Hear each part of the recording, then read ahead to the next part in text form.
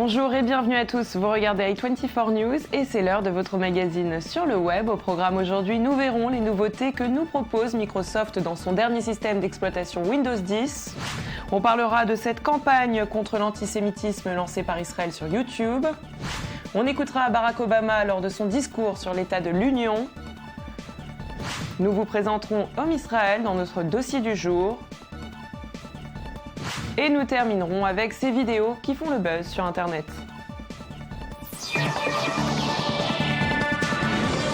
Et on ouvre cette édition avec un point sur les nouveautés de Microsoft. Hier, le géant des logiciels américain a dévoilé, lors d'une présentation qui s'est tenue dans l'État de Washington, les fonctionnalités de son prochain système d'exploitation Windows 10. Terry Myerson, le vice-président de la société et chargé des systèmes d'exploitation, y a annoncé un nouveau navigateur Internet baptisé Spartan, dans lequel il sera intégré un assistant vocal appelé Cortana en réponse aux Siri d'Apple. Microsoft propose aussi un socle commun à partir duquel les développeurs pourront créer des applications pour smartphones, tablettes, ordinateurs portables et même pour Xbox. Dans un premier temps, son système sera offert pendant 1 an, comme une mise à jour gratuite pour les utilisateurs des 2 versions antérieures. Une grande première pour la société qui a même déclaré la mise en place de mises à jour qui auront lieu tout au long de la vie de son dernier logiciel. Et pendant ce temps-là, la mission permanente d'Israël auprès des Nations Unies, représentée par l'ambassadeur Ron Prozor, est en préparation d'un rassemblement spécial qui aura lieu ce soir. Cette réunion, qui est une grande première, rassemblera 37 pays, dont les États-Unis, le Canada et l'Australie. Sur Internet, une campagne officielle a été lancée. Dans cette vidéo, on voit des enfants incapables de prononcer le mot antisémitisme en anglais. Certains même décident de ne pas essayer. Regardez. Do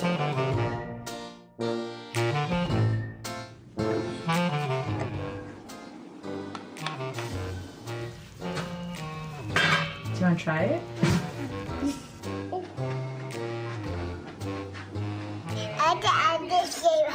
Anti-Sally. Anti-Sally. Anti-Semitism. Anti-Semitism. Anti-Semitism. Anti-Semitism. Anti-Semitism.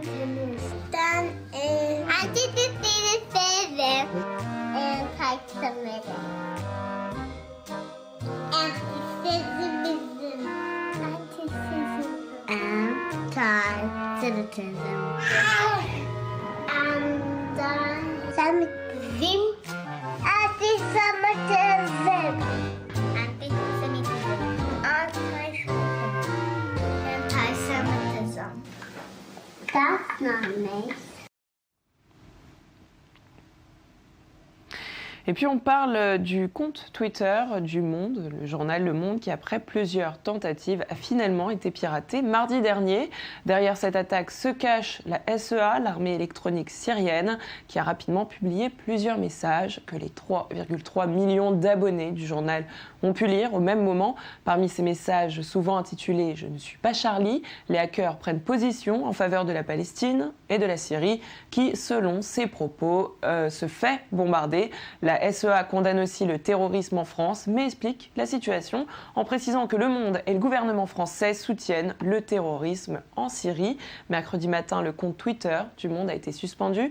Quelques heures plus tard seulement, le quotidien a finalement repris le contrôle sur sa page. Et le discours de Barack Obama sur l'état de l'Union a été l'un des plus suivis par les internautes. Barack Obama y a parlé de sécurité informatique, de neutralité du net et d'un Internet beaucoup plus rapide. Je vous propose tout de suite de l'écouter. Aucune nation étrangère, aucun pirate informatique ne devrait être capable d'arrêter nos réseaux, de voler nos secrets de fabrication, d'envahir la vie privée de nos familles américaines et tout particulièrement de nos enfants.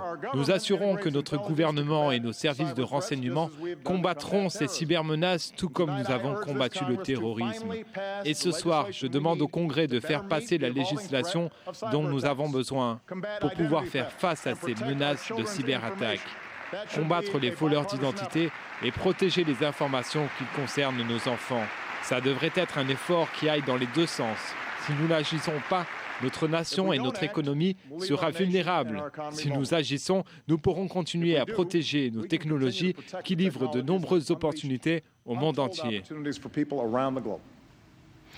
Et puis on change de sujet avec l'application WhatsApp qui propose depuis hier soir une nouvelle version de sa plateforme destinée, elle, au web et accessible uniquement via Chrome. Dommage pour les autres. Avec plus d'1 milliard d'utilisateurs actifs, WhatsApp se situe encore loin de ses concurrents en ce qui concerne le web, bien évidemment. En effet, Facebook, Messenger, Telegram ou encore Viber proposent très souvent de nouvelles fonctions et elles ont tous la faculté d'être utilisables sur plusieurs appareils en même temps et ce depuis un certain temps, ce qui a laissé les utilisateurs de façon générale plutôt déçus. De plus, WhatsApp Web ne pourra pas être utilisé si vous possédez un iPhone et l'ouverture de votre session ne peut se faire qu'en passant par l'application mobile et sa fonction web qui permet alors de scanner un QR code, ce qui paraît plus ou moins difficile. Voilà, c'était l'essentiel de l'actualité. On passe tout de suite à notre dossier du jour. Israel Home est une plateforme web interactive où collaborent des professionnels de l'immobilier et des personnes issues de l'univers du high-tech. Français et israéliens travaillent ensemble pour proposer à leurs utilisateurs d'obtenir des informations pour acquérir au mieux un bien immobilier dans le pays. Je vous propose tout de suite de le découvrir avec quelques images.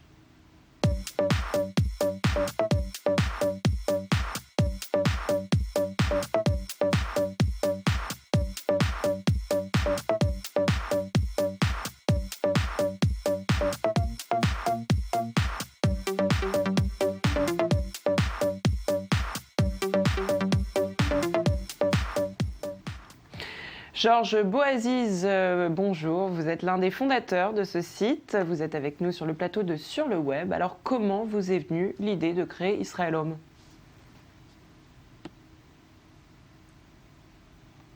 Bonjour Virginie. Israel Home est né d'un constat commun à toute personne désireuse d'investir ou de prendre part au marché immobilier en Israël. Ce constat est le suivant, c'est quel est le vrai prix de l'immobilier en Israël et à combien les Israéliens achètent-ils ? Et concrètement, qu'est-ce que vous proposez à vos clients ? Alors nous offrons à nos utilisateurs une vue éclairée du prix du marché, en leur donnant un accès sans aucune restriction sur le détail des transactions immobilières qui ont été réalisées dans le passé et enregistrées auprès des autorités israéliennes.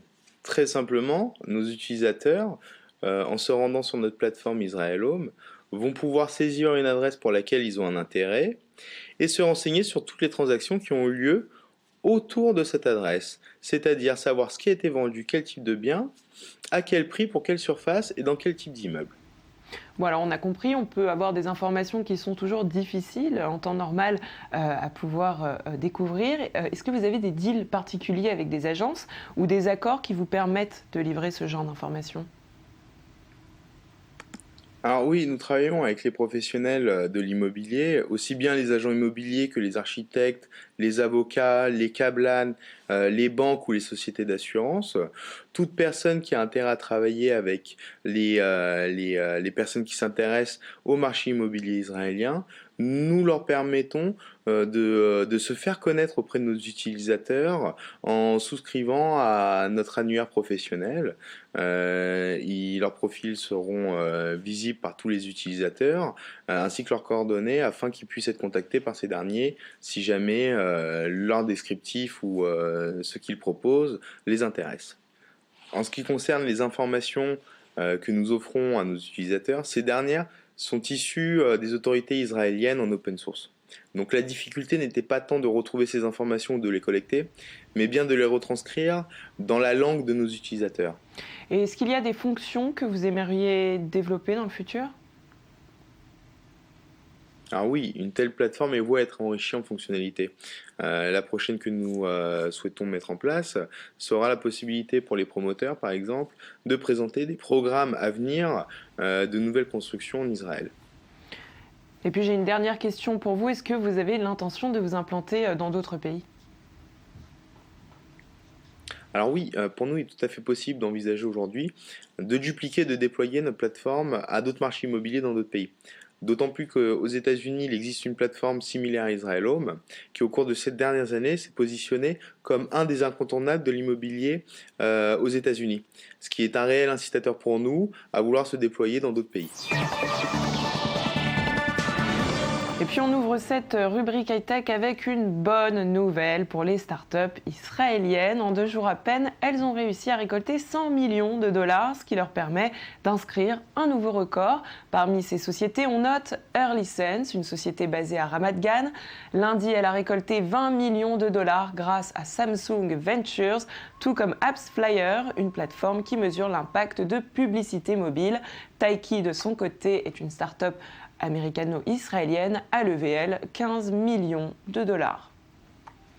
Et on parle d'Amazon, qui, on vous l'avait dit, va bientôt collaborer avec Woody Allen pour la création d'une série télé qu'il sera le seul, et oui, lui le seul, à proposer. 2 pilotes de cette série ont été dévoilés pour tester le public. Parmi eux, The Man in the High Castle, une adaptation du roman de Philip K. Dick, dont l'histoire se déroule en 1962. À New York, Joe Black accepte une mission de la résistance à l'occupant, celle de conduire un camion jusqu'à la ville de Cannon City, en zone franche. À l'autre bout du pays, à San Francisco, Juliana Crane se voit-elle remettre une bobine de film qui présente une réalité alternative. L'autre pilote proposé est une version télé du film de New Yorker. Encore une fois, cette année, la chaîne YouTube est de retour pendant le Super Bowl. Il sera possible de visionner dès maintenant les teasers de publicité qui seront présentés au mois de février prochain. Cette année, YouTube présente une grande nouveauté. Il produira un spectacle à la mi-temps en collaboration avec Collective Digital Studio. Cet événement particulier, il faut le dire, sera présenté par Harley Morenstein, un performeur culinaire chez Epic Mealtime. Et puis on y retrouvera bien évidemment de grandes stars de YouTube. Regardez. Delete my number. Oh, let me call you back. Hi, I'm Harley, the #1 ad exec in the game. But anyways, let's get serious. As God-fearing, cheese-loving Americans, there's one thing we care about, and that is the commercials. I've analyzed every Super Bowl ad ever in all of the existence, and I've compiled this, Harley's Playbook. 21 rules every successful Super Bowl ad must follow. Rule number 17, babies are adorable selling machines. Kids and babies have been practically slaved into Super Bowl ads to sell anything from corn chips to mutual funds. Because who can say no to an adorable baby? Which is why I hired a talking baby for my YouTube halftime show. Can you please speak? Hey, no, focus, focus. He's not talking. The baby's not talking. Why are we paying? Get his representation on the phone. Get me the baby agent. I will sue a baby. I will sue a baby into the ground. Be My Eyes est une application gratuite qui a pour but d'aider les personnes malvoyantes. Son fonctionnement est simple. En cas de besoin, ces personnes peuvent demander de l'aide aux utilisateurs de l'application. Ces personnes pourront lire une date, décrire une photo ou connaître les horaires du prochain train, par exemple. Regardez. You might wonder how blind people deal with everyday challenges. Sometimes the simplest things can be difficult, and we need a pair of eyes. Connect to first available helper. That's where you come in. Establishing video connection. Through your smartphone, Be My Eyes connects the blind with sighted people through a live video connection. Simply choose if you need help or want to help by the click of a button. That's a nice picture of you and your family, Caroline. Is it for a present? Yes, it's a photo from my parents. You can help just by installing the Be My Eyes app, Gripped image. and we'll notify you when someone needs your help. And if you're in the middle of something, don't worry. Someone else will step in.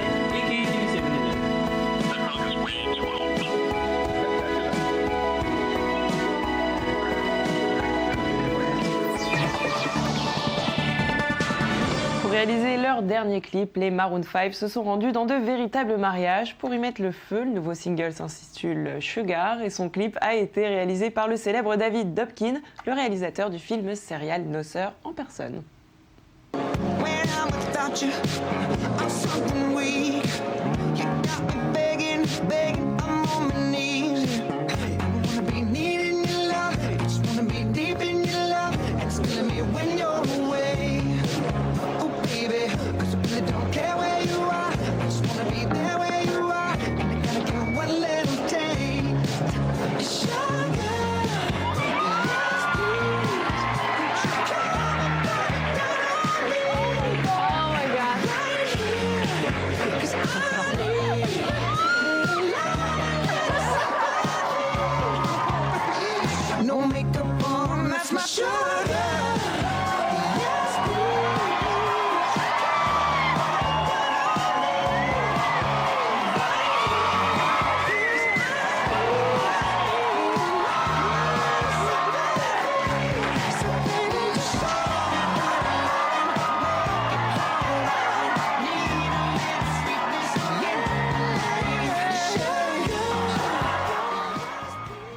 Et c'est la fin de votre émission. Rendez-vous sur notre page facebook.com/sur le web, le MagActu pour plus d'infos 2.0.